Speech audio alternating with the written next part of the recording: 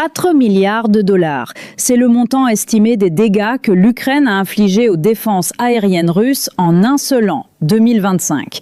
À ce stade de la guerre, ce chiffre n'est pas qu'un bilan comptable. Il est le signal d'un renversement stratégique que personne, pas même les stratèges les plus aguerris du Kremlin, n'avait anticipé. Moscou, fort de ses radars dernier cri surveillant le ciel et de ses missiles intercepteurs réputés invincibles, pensait avoir verrouillé chaque centimètre de son espace aérien. Pourtant, ce qui devait être un rempart s'est fissuré.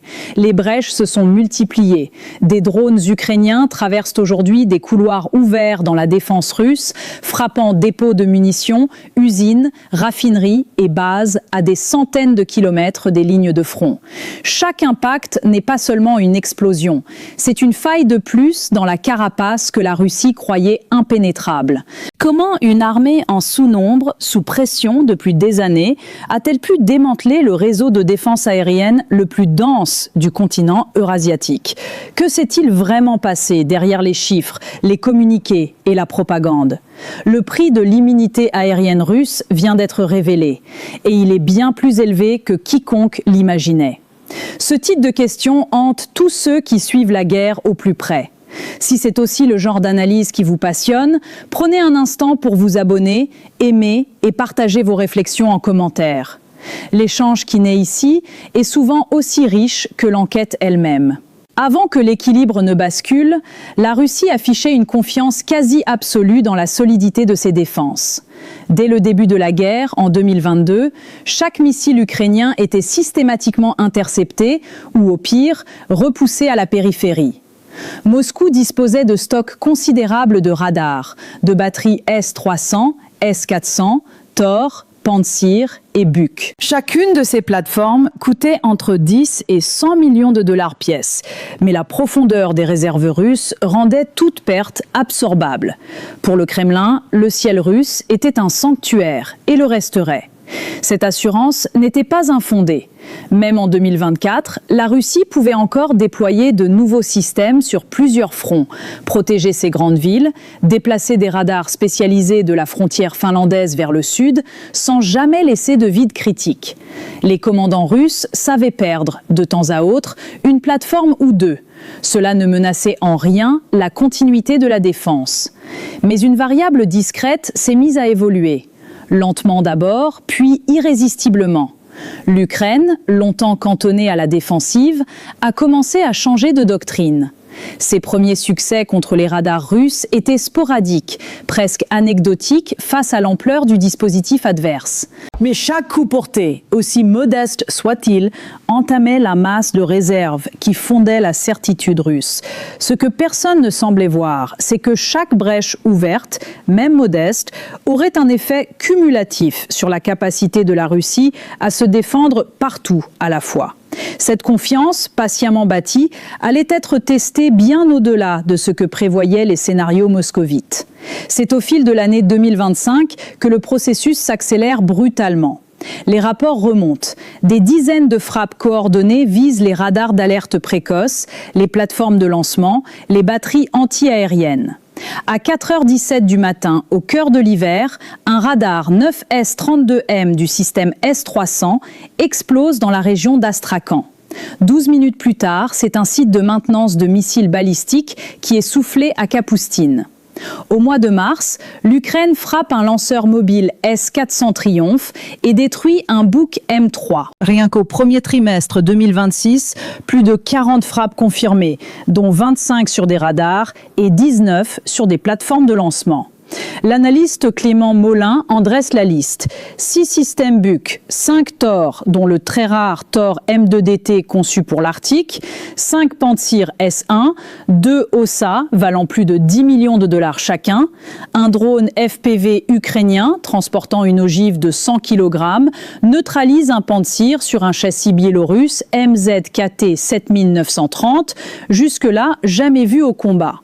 Les radars 92N6A, 92N6E, 9S15, 9S32, 50N6E et 55ZH6U Nebo sont rayés de la carte, certains valant jusqu'à 100 millions de dollars.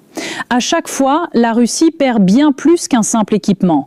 Elle perd un îlot de protection, ouvrant un couloir de 50 à 100 km dans son ciel. Ce qui n'était qu'un trou ponctuel devient, mois après mois, un effet gruyère dans le réseau. Les chiffres s'accumulent, la carte des brèches s'étend. Ce que les analystes russes n'avaient pas anticipé, c'est la capacité de l'Ukraine à maintenir ce rythme. 40 systèmes détruits par mois, soit près de 500 par an, un taux que même une puissance industrielle comme la Russie ne peut soutenir. Les réserves fondent. Les radars sont retirés de la frontière finlandaise pour combler les brèches près du front. Le député Andrei Gourilov l'admet à la Douma. Il n'est plus possible d'assurer une couverture continue. Désormais, seules les plus grandes villes et infrastructures critiques sont protégées. Le reste du territoire est livré à lui-même. L'Ukraine, elle, n'attend pas que la fenêtre se referme. Elle prépare déjà l'arrivée de 4 Mirage 2005 français, taux de réussite de 98% contre les drones Shahed et missiles russes, bombardiers capables de percer les défenses résiduelles avec des bombes AASM Hammer et des missiles Storm Shadow. Bientôt, le chasseur suédois Gripen, supersonique, flexible, prêt en 15 minutes sur une piste courte, capable de lancer des missiles Météor à 200 km, viendra renforcer l'avantage ukrainien. Plus les trous s'agrandissent, plus ces appareils seront dévastateurs. Mais ce n'est qu'une partie du tableau. Car en parallèle, l'Ukraine exploite déjà les failles ouvertes. En janvier, à 900 km de la frontière, le 100e arsenal du Grau à Kostroma explose sous les coups des drones ukrainiens. Des milliers de tonnes de munitions partent en fumée. En février, les missiles Flamingo frappent l'usine Votkinsk à 1300 km du front, privant Moscou d'une partie de sa production de missiles balistiques Oreshnik et Bulava.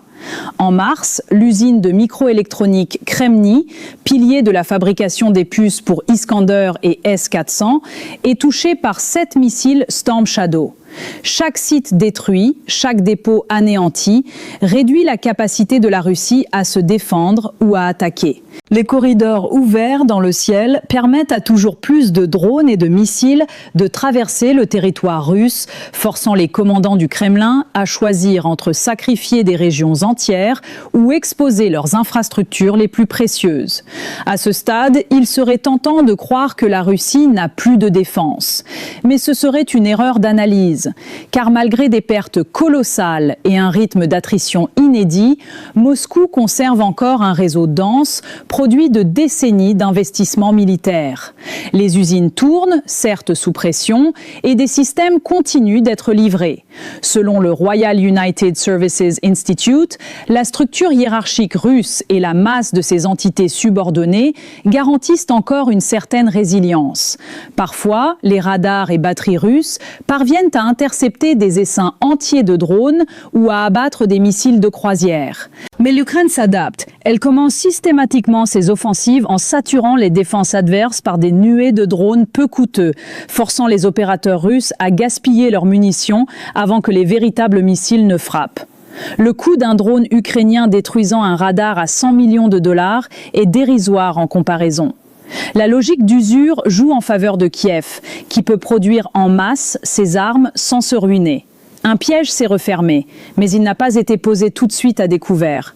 Ce que la Russie n'avait pas compris à temps, c'est que la guerre moderne ne se gagne pas seulement par la puissance de feu ou la sophistication technique, mais par la capacité à renouveler, remplacer, innover plus vite que l'adversaire ne peut réparer ses pertes.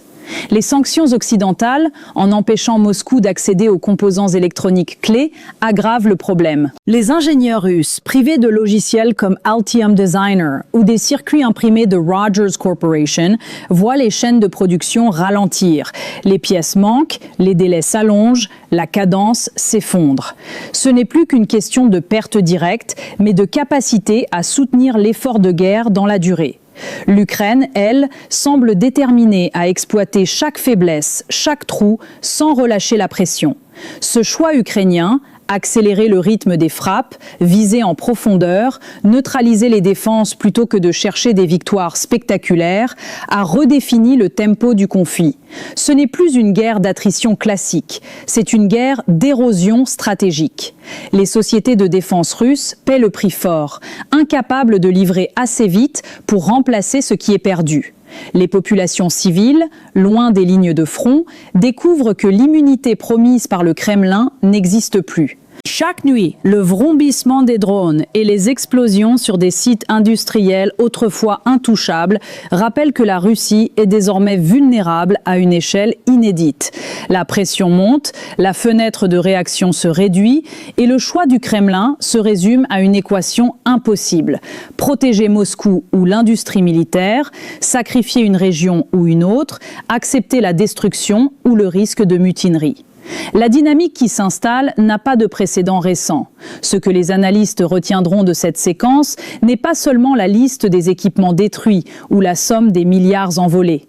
C'est la leçon sur la transformation silencieuse de la guerre, sur la fragilité des certitudes et sur la vitesse à laquelle une doctrine autrefois inébranlable peut s'effondrer. Ce que l'Ukraine a démontré, ce n'est pas seulement qu'une armée plus petite peut percer les défenses d'une superpuissance, mais qu'avec la bonne stratégie, l'innovation et la résilience, le rapport de force peut être inversé de l'intérieur. Ce que les Russes n'ont pas vu venir était déjà en marche au moment même où ils se croyaient les plus sûrs d'eux. Le vrai enjeu désormais, c'est de savoir jusqu'où cette dynamique peut aller et si, à terme, un équilibre nouveau émergera ou si la spirale de vulnérabilité s'accélérera jusqu'à un point de non-retour.